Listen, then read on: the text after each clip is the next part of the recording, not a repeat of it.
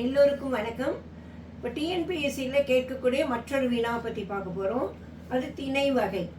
திணைனா என்ன? திணைனா ஒழுக்கம்னு சொல்லுவாங்க. அதான் இந்த உலகத்தில் இந்த வேர்ல்டு ஃபுல்லாக உயிரினங்களும் உயிரற்ற பொருட்களும் இருக்குது. அது ரெண்டு பெரிய பிரிவாக பிரிச்சிருக்காங்க தமிழ் இலக்கணத்தில். ஒன்று மனிதன் மட்டும், மனிதனும் தெய்வமும் ஒரு பக்கம். இன்னொரு பக்கம் மற்ற உயிர்கள் உயிரற்ற பொருட்கள், அதெல்லாம் இன்னொரு பக்கம். அப்போ மனுஷனும் தெய்வம், இறைவன், தேவர்கள் யார் வேணா சொல்லலாம். காட் அண்ட் ஹியூமன் பீயிங் வந்து உயர்த்திணை. உயர்த்திணைனா யாரு? It includes, denotes only human beings and God.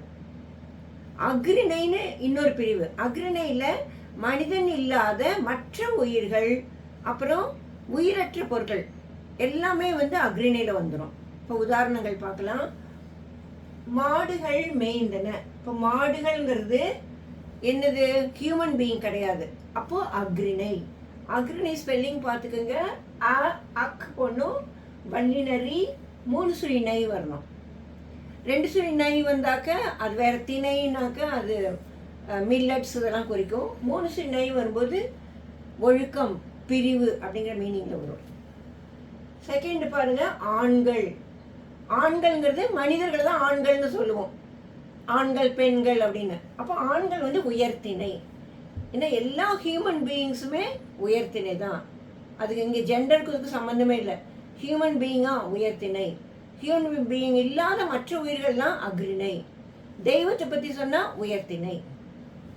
மூன்றாவது இறைவன், உயர்த்திணை. இறைவன், தேவன் எது இருந்தாலும் உயர்த்திணை தான். அடுத்து பார்த்தீங்கன்னா சிங்கம்.